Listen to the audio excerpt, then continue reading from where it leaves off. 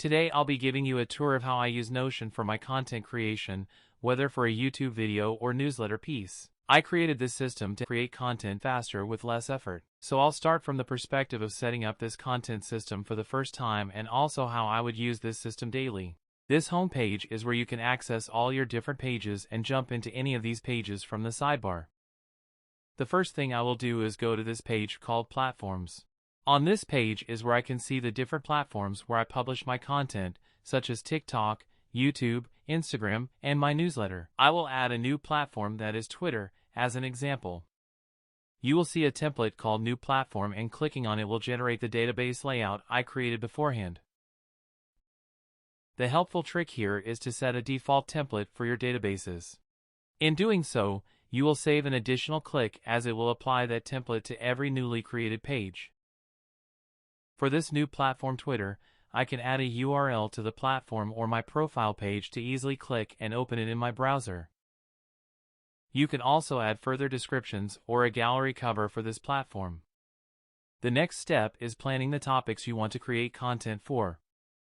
I already have a few topics in my topics database as I added them from my other platforms.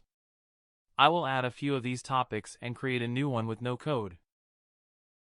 Once you identify the topics to focus on, it's time to schedule a day of the week to talk about it.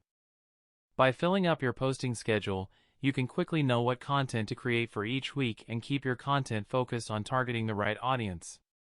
Whenever I have a new content idea, I will also know which day to schedule depending on the type of content.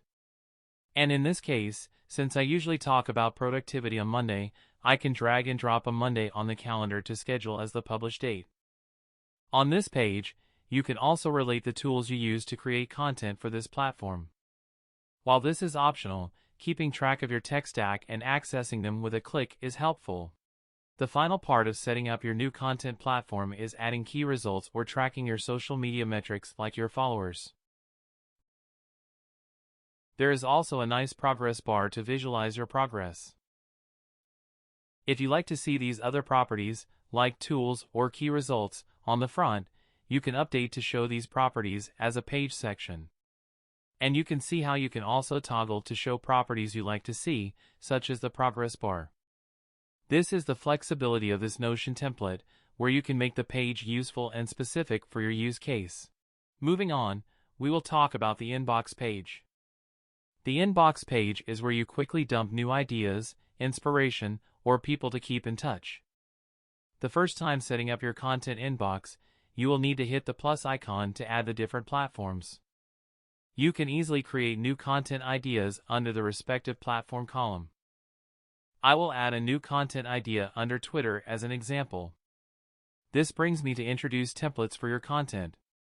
Content for the different platforms can differ in the research, planning, and to-dos. Having a template when creating a new piece of content provides more structure and saves you time. I will duplicate the standard template to create a template specific to the Twitter thread. I will remove the unwanted parts and start customizing the page body for what I might need when writing a new Twitter thread. A Twitter thread is a series of tweets. The first tweet is usually the hook. I can have a section called Thread Hook where I can write a few variations when drafting this thread. Next would be the main content of the thread, followed by the CTA, which is the call to action at the end of each thread. An example would be to ask my audience to check out my newsletter for similar content. Lastly, next to it, we can create a checklist specific to Twitter content, such as repurposing to LinkedIn and schedule a retweet. Once we set up the page body, I can add some properties to assign whenever I use this template. Now we can try out this template for our new content, and as you can see, it will populate the page as we designed it. This makes it much easier than starting from a blank page. I will move this content out of the inbox and into the following research stage. Next is using Notion to collect your content inspiration or, more specifically, tweets, Instagram posts, or TikTok videos you can use later for inspiration, whether content-wise or style-wise. As I'm scrolling on Twitter and come across a thread I want to read or recreate later, I can use the Notion Web Clipper Chrome extension and save it to my Bookmarks database. And if we go back to our inbox page, we will see it under the Bookmarks view because of how every newly created bookmark is assigned to the status of new. Now I will go into this page and fill up the details to better group and filter this content for reference in the future. Lastly, since we already processed this new bookmark, we can update the status and, in this case, would be to recreate it. Sponsorships are also on your inbox page to help you pin down who reached out to you and also keep track of the entire process as you move to discussion and delivering the sponsored content. Similarly, your contacts are people you want to keep in touch with or interact with. These people can be someone who inspires you, a client you want to reach out to, or a like-minded creator with whom to collaborate. Think of the inbox page as an all-in-one place to quickly capture things so you remember later. Next, we have a content tracker page. You can easily drag and drop to update the content status in a Kanban board that is horizontally grouped by status. And being vertically grouped by platform, you can toggle each platform name to show or hide the respective content. This page provides an overview of your content coming up. For a less overwhelming view, I use the content tracker within each platform page that is only filtered to show content for that platform. Similarly, the posting schedule page gives us an overview of our publishing days for all our different platforms. The next page is the topics page. These topics can be related to when you add a new platform, create a piece of content, or save a new bookmark. I use a page inside each of these topics to keep a swipe file and collection of the best content related to this topic. I can copy the link of any tweet and paste it onto the page body to embed it. Up next, we have the Bookmarks page.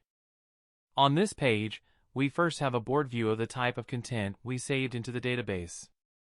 The great thing about Bookmark is that when I'm inspired to create similar content for my niche, I can click Add Content, give it a title, and go into the page to start drafting this content. It's a seamless process to go from idea to creation. Once a bookmark is no longer used, I will update it to the reviewed status. And below the board view, you will see another view of your bookmarks grouped by topics. This allows me to use the filters to find similar content whenever I need inspiration. Moving on, we have a template database. Templates are more for written content such as newsletters, tweets, or LinkedIn posts, where you create a repeatable writing format to reuse for different niche or content topics. Say I want to turn a bookmarked LinkedIn post into a template. I will give it a title and use the page template to generate two callouts, one for the template and the other to include an example. I will quickly skim through the example content and write down the format we can structure our content in the future. Similar to how we can create a new piece of content from bookmarks, we can also do so for templates. The next page we have is Tools and Resources. This is our collection of websites and apps we use for our content creation process, and we can easily open any of these web pages by clicking on the URL. Moving on, we have the Contacts page. As aforementioned, these are the people we want to maintain some form of relationship with as content creators. I want to show you the flexibility of customizing your database views. In this case, I can easily duplicate the table view and change it to a board view grouped by the different relationships with these people. So depending on how you like your data presented, you can customize them. The next page is our affiliates page. It was hard to keep a list of my affiliate links and even to the different dashboard pages to view my earnings and payouts. This affiliates database makes it easy to copy or open any of these links when needed. And the next page is sponsorships. As you grow as a content creator, it can become challenging to keep track of all these people to keep in touch with, including sponsors. This allows tracking the status of each sponsorship outreach and the payment status for each sponsorship. The best part is how I can relate these sponsors to my content tracker. Hence, I can either connect to a sponsor from the content page or create a new piece of content directly from this sponsor page. This makes it easy to assign the discuss date for the content or pen down the necessary details to include in the video script or written draft so you remember later on. I can also easily add a date for this content using the calendar view below, which is filtered to show you only sponsored content. Moreover, creating multiple contents for this sponsorship makes it easier to know what is remaining and what you have already scheduled. Last but not least, we have the growth metrics to track and set measurable goals for our social media accounts. I'm not too fixated on these numbers, but setting a quarterly target and being able to visualize my progress on a progress bar makes it more fun and motivating as a content creator. And finally, we have the all-in-one page. This page is where we can pull in any relevant database views we want to see or frequently use and then use this page as a daily driver.